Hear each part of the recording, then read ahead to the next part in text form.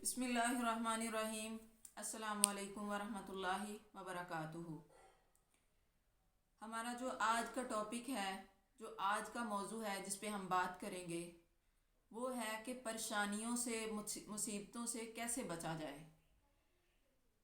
ऐसा कौन सा नुस्खा है, ऐसा कौन सा इलाज है जो रसूलुल्लाह सल्लल्लाहु अलैहि वसल्लम ने हमें बताया।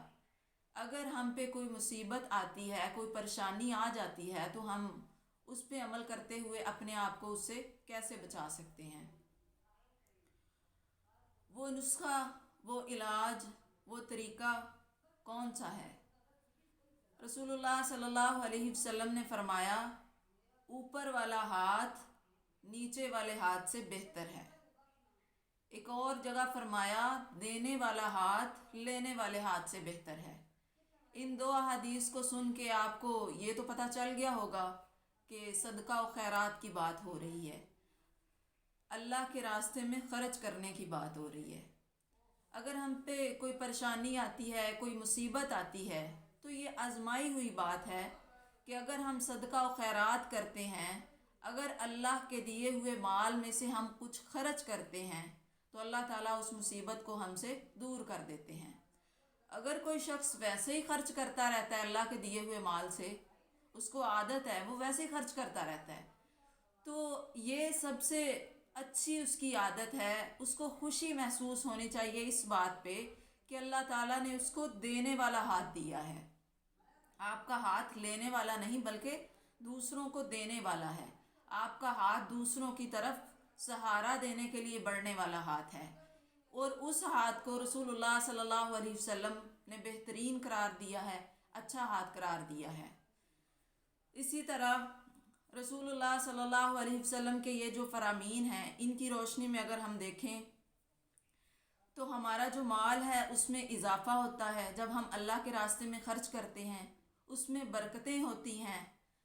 तो हमें खुशी महसूस करनी चाहिए कि अल्लाह ताला ने अगर हमें माल दिया है, अल्लाह ताला ने हमें फ़कीरों में नहीं रखा। फ़कीर कोई बुरी चीज़ नहीं होते, ये मतलब नहीं है, लेकिन अल्लाह के रसूल की जो हदीस है, जो फरमान है कि देने वाला हाथ बेहतर है, तो हमारा अगर हाथ देने वाला है तो ये बहुत खुशी की बात है, बहुत अच्छी बात है।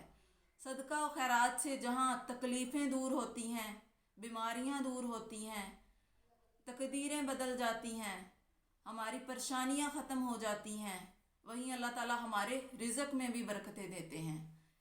इसी तरह हदीस है, अगर आपके दरवाज़े पे कोई साइल आ जाता है, तो हदीस में अल्लाह के रसूल ने उसको यूँ बयान किया कि किसी को खाली हाथ ना लौटाएं। उसको अल्लाह के रसूल ने किस तरह से बयान किया है, क़यामत के दिन आएगा बंदा अल्लाह के सामने, जब हाज़िर होगा तो अल्लाह ताला उससे पूछेंगे, ए बनी आदम, दुनिया में मैं तुम्हारे पास आया, मैं भूखा था और मैंने तुझसे सवाल किया, लेकिन तूने मुझे नहीं दिया। तो बंदा कहेगा, या अल्लाह, तू इन सब चीज़ों से बेनियाज है, तू तो खुद ख़जानों का मालिक है। या अल्लाह, तू तो खुदा है, तू किस तरह मेरे पास आ सकता है। तो अल्लाह ताला फरमाएंगे, फ़लाँ बंदा तुम्हारे पास आया और उसने आके अल्लाह के नाम का सवाल किया, उसने सदा लगाई, लेकिन तुमने उसको डांट दिया, उसको वापस भेज दिया, उसको नहीं दिया। तो वो जो बंदा नाम मेरा ले रहा था, उसको तुमने खाली हाथ लौटाया, तो इसका मतलब यही हुआ कि मैं आया था लेकिन तुमने मुझे खाली हाथ लौटा दिया। इसी तरह एक और बंदे से अल्लाह ताला कहेंगे, मैं आया दुनिया में तुम्हारे पास और मेरे पास कपड़ा नहीं था, मेरे पास वो अपने आप को ढांपने के लिए कपड़ा नहीं था, लेकिन तूने मेरी हाजत पूरी नहीं की।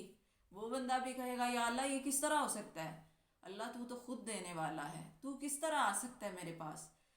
तो अल्लाह फरमाएंगे, मेरा फ़लाँ बंदा आया था लेकिन तूने उसकी हाजत पूरी नहीं की। तो इसलिए सबसे पहली चीज़, अगर आपके दरवाज़े पे, हमारे दरवाज़े पे कोई साइल आता है, तो उसको कभी खाली हाथ ना लौटाएं, कभी उसको खाली हाथ ना मोड़ें। क्योंकि अगर आपका हाथ देता रहेगा दूसरों को, अल्लाह की मखलूक की मदद करता रहेगा, तो अल्लाह ताला की रहमतें, बरकतें वहाँ से आएंगी, आपको तसव्वुर भी नहीं होगा।